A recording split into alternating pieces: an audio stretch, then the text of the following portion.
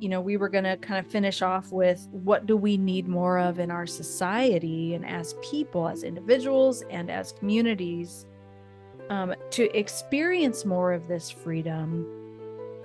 We need healthy people to start speaking out about what healthy love really is. And we need to get healthy ourselves first.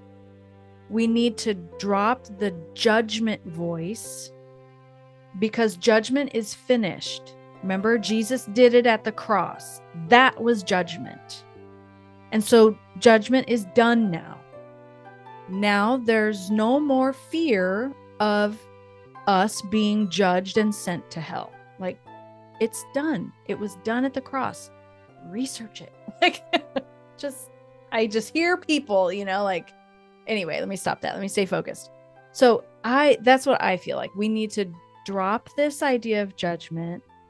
We need to drop this idea of separate otherness, like we talked about during Pride Month, and how, like, Christy talked a lot about othering.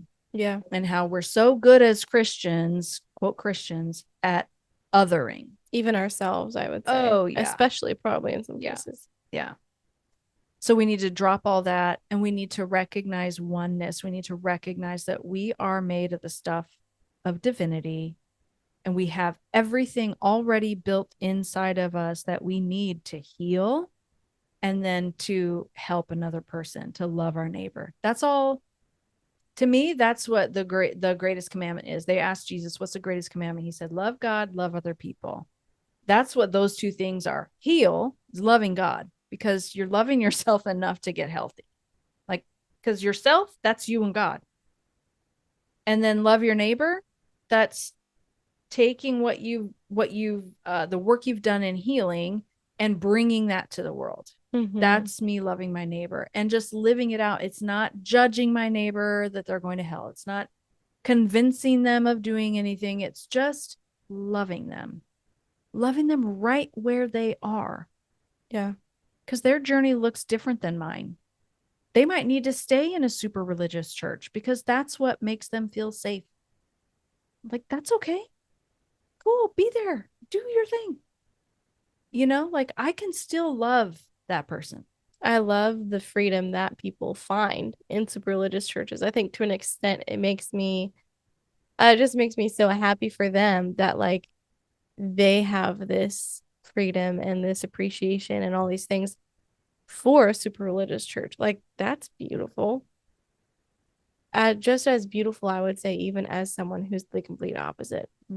Like, the people you're gonna hug at a pride parade and give them free mom hugs. Like, they're the same person. Yeah. I think the more that people can realize that, the more freedom and love they will have. Like, that's beautiful. I just put a really cool picture in my mind of seeing someone at, like, a rave or something, because everyone's like standing there watching someone on stage, a concert, whatever, and then someone at church, because they're same thing, standing there looking at a stage watching someone sing. Same person. Living two totally different lifestyles, but they all have the stuff of God. They all have the stuff of each other, because we're all the stuff of God. We're all full of freedom. We're all full of love. And I think the day that each person can come to realize that is the day of, like, world freedom. It's the end of the world. Yeah. As we know it. Yeah. Like, that's what the rapture is going to be. Yeah. It's like, if we find that place as a collective, as a human collective, where we can genuinely stop trying to force someone else's journey in any particular direction, because the stuff that's already in them, that's in their DNA, that came from God, is drawing them to that.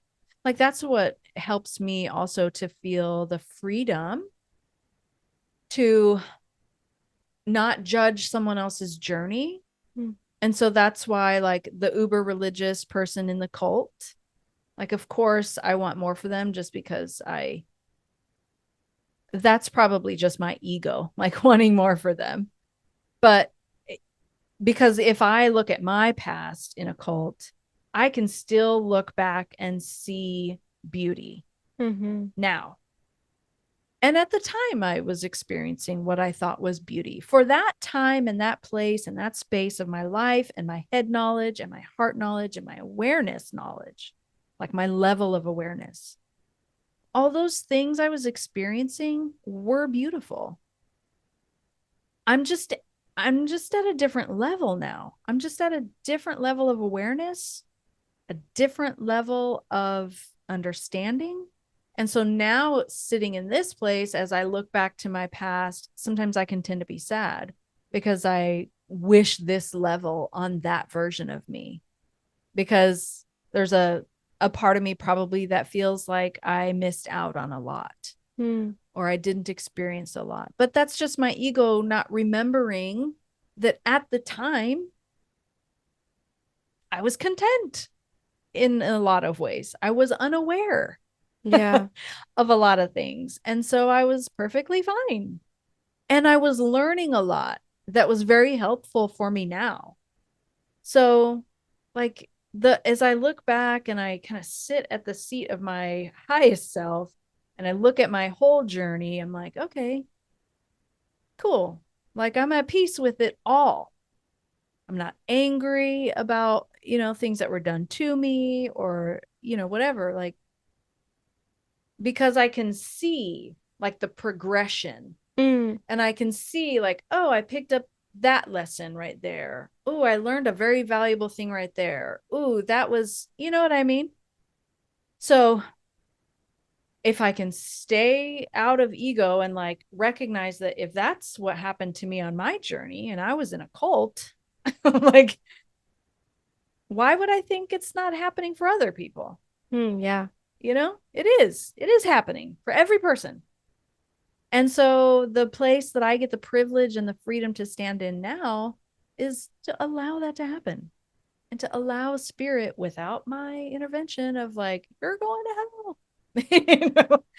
Let spirit draw them into the it is finished, into the I am, because that's what spirit does.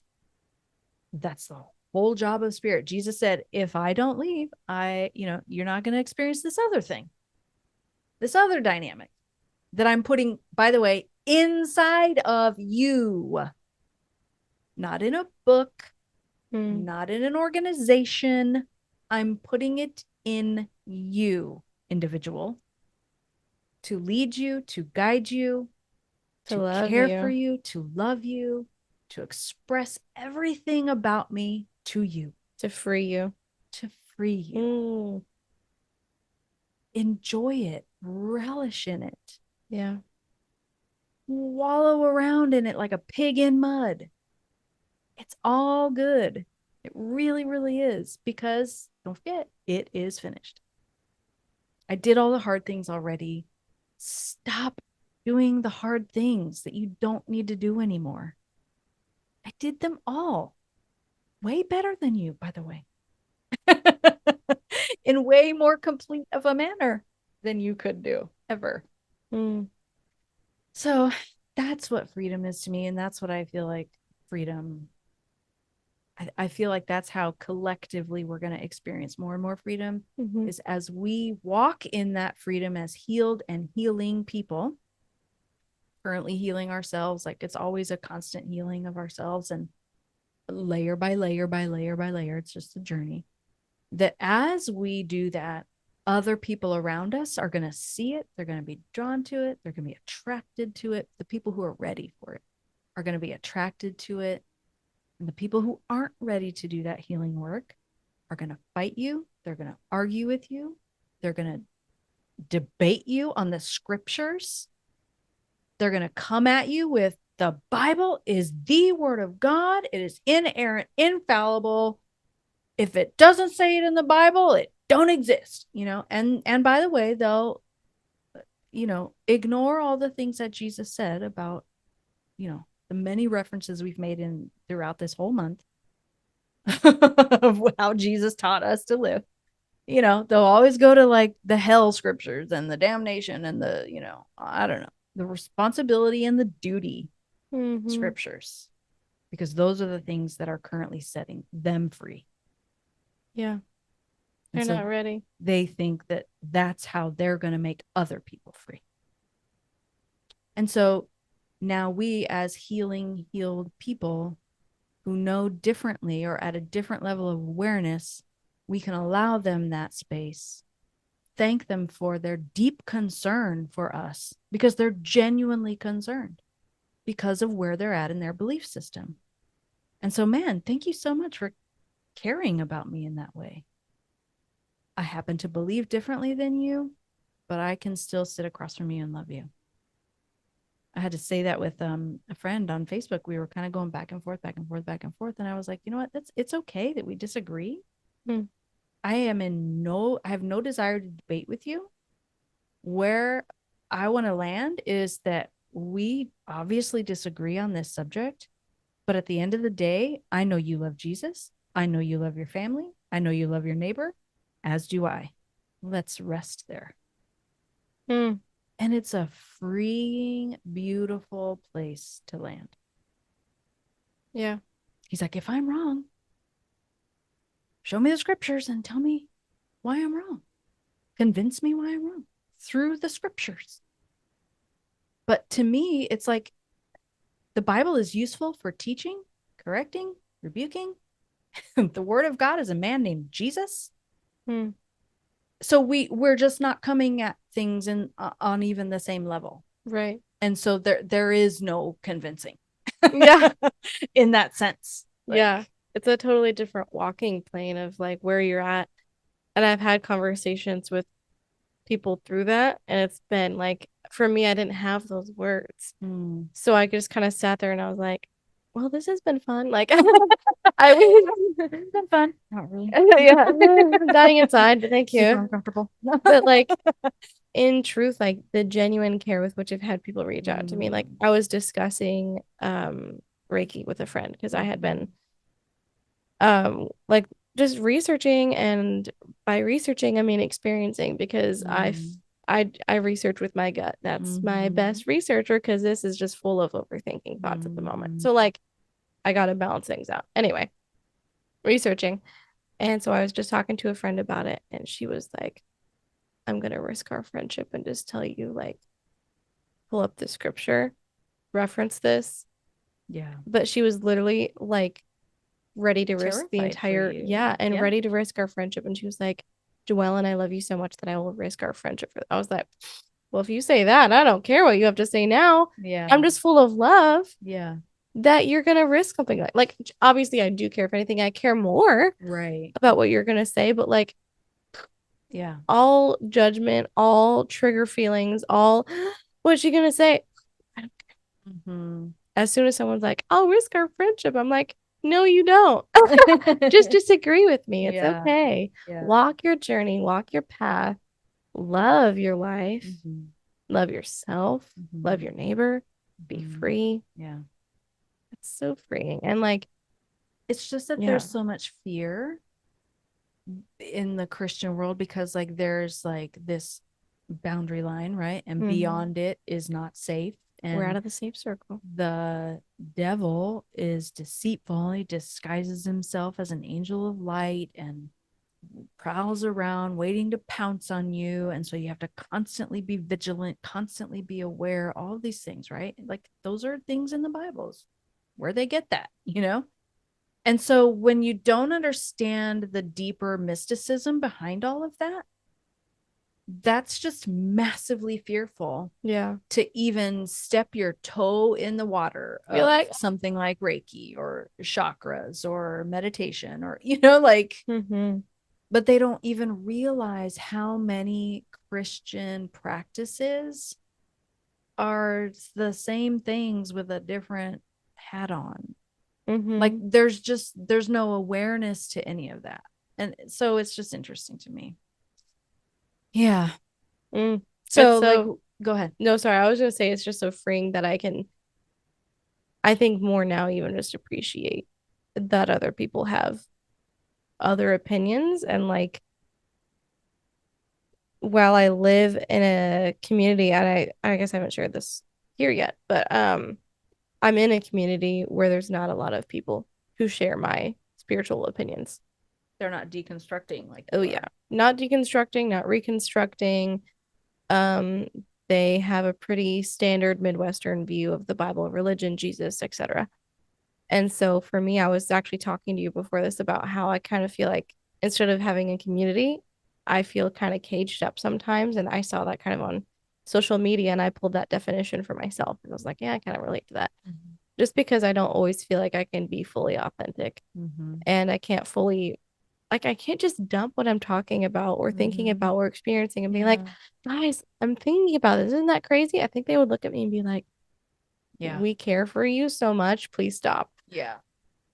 So in that sense, I feel kind of this sense of like being trapped, but I also feel this sense of like freedom in the sense that they can have their journey.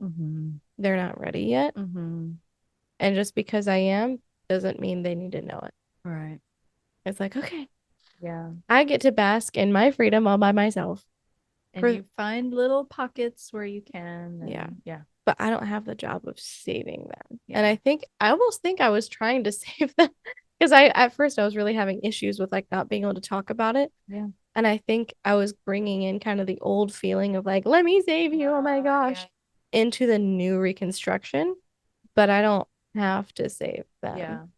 They love Jesus. They love themselves. They love their neighbor. Done. And even if they are lacking any of those things, Spirit's got it. Peace. I'm sitting here, enjoying my life. With my chakras and my Reiki. I'm glad you brought up Reiki because, as we finish up here, I also have gotten into a realm of things that my old religious version would have said I would, if I engaged in those behaviors, I was not a Christian for sure. And I was in danger of going to hell. And so I want to encourage anyone who might be listening who is like reconstructing their own journey, like just remember it is finished. Like there is no fear required because if everything has been redeemed, like think about the Bible. Even the Bible is a book that is used to kill, torment, and make other people's lives hell. Yeah. Some people do those things, don't they? Oh yeah. Like what is it? The something Baptist will you're too young. There was this group of people in the Midwest here. They were a unique sect of they called themselves Baptist, some kind of special type of Baptist. And they would go around with their Bibles in hand and scream and yell and spew hateful things to people, like gay people or military veterans or like anyone they thought was not living the way that they interpreted the Bible to say they should be living. Wow. And that's not the only group. Like it happens all the time where random groups interpret the Bible a certain way and use it to abuse people. Does that make the Bible bad? Does that make the Bible evil? Does that make the Bible a tool of witchcraft and demonry because the people are acting like little hellions? If not, why are you applying the same logic to other things like yoga or Reiki or something like that? Just because there are people who may take a tool and use it in a particular way does not mean the tool itself is bad. More than likely it's the user. Well, it's always user error. Yeah. Always user. Yeah. It's always user error. Yeah. So I just want to encourage people who are reconstructing to just it's like the scripture where Paul was like, yo, check your conscience. If there's meat at the table that was offered to a god, or like in some kind of sacrificial what's it called, Tradition. if they were performing a sacrifice or something, like you're not supposed to eat the meat of that was being used at a sacrifice or something, like that was some kind of Jewish law, I think. If there are people at the table who firmly believe that, and like it would bother their conscience if you ate that meat, like they would be severely tormented inside. Like, don't eat the meat while you're there at the dinner. Like, wait till you're not with them and eat the meat on your own. Like, if it doesn't bother your conscience. If you're fine with the meat because it's just meat, like that's just how you see it, you're free to live in that. Mm-hmm. But when you're with your neighbor, the love you have for your neighbor trumps how you feel in your conscience about that thing. So, like, if I'm totally fine with tarot cards, if they help me communicate to the God I know I am a part of, then maybe I just do that privately. I don't show up at a Christian Bible talk, pull out my tarot cards, and be like, all right, guys, let's hear from the Spirit of the Lord. I would love to see that would happen. Like, that would be really bad, but it would be really funny. That's not loving my neighbor at that point, right? But like when I'm at home and I'm in my prayer closet and I'm connecting with God, I'm having a listening moment and I'm struggling with something and I'm like, man, I'm a visual. I need some help kind of seeing through this situation. Can you give me something more? And like, and I have that as a tool that it doesn't bother my conscience at all. Paul says in the Bible, I'm free to do that. Mm-hmm. So like, okay, by the way, tarot cards weren't even around back then, but other things were, like casting lots. That was like throwing loons, or like, things that witches were set on fire for a few hundred years ago. So all that to say, like, going forward as a people who are reconstructing, just check your own conscience. If you're fine with doing yoga, it doesn't bother your conscience, you feel more connected with God by doing it, do it. You're not like, oopsies, I let demons in. I don't believe that. I'm sorry, I just don't. I don't believe that demons have that kind of power over us, because Jesus conquered them on the cross. It is finished. I need to have that like embroidered on a pillow or something. You'd think they were important words. Why have we forgotten them? Yeah. It makes me think about, sorry, I was kind of thinking of an analogy, but I was thinking, we talked about the kid in the candy store, I was thinking about this kid with a toy, and one kid might be great with this toy and he might get so much joy and usefulness in learning about, I don't know, maybe it's like one of those things with like the rings, that goes on the one thing. Maybe he's having fun learning about shapes, and he's just like, his brain is expanding and he's just having a great old time. And what if his little sibling comes and picks it up and hits someone else with it? That toy is not full of witchcraft and evil because one kid used it for evil. And it doesn't mean that this other kid can't use it for good. And I know that's like a really small example, but it applies. It's how we use it. Yeah. And it's how we allow it into our lives. Like, one kid is like, the toy what can itself I learn? Is not the gateway to evil. Yeah.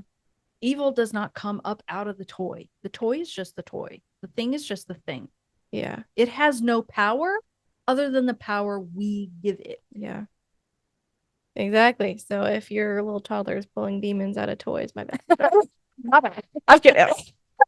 Maybe get that checked. Get that checked.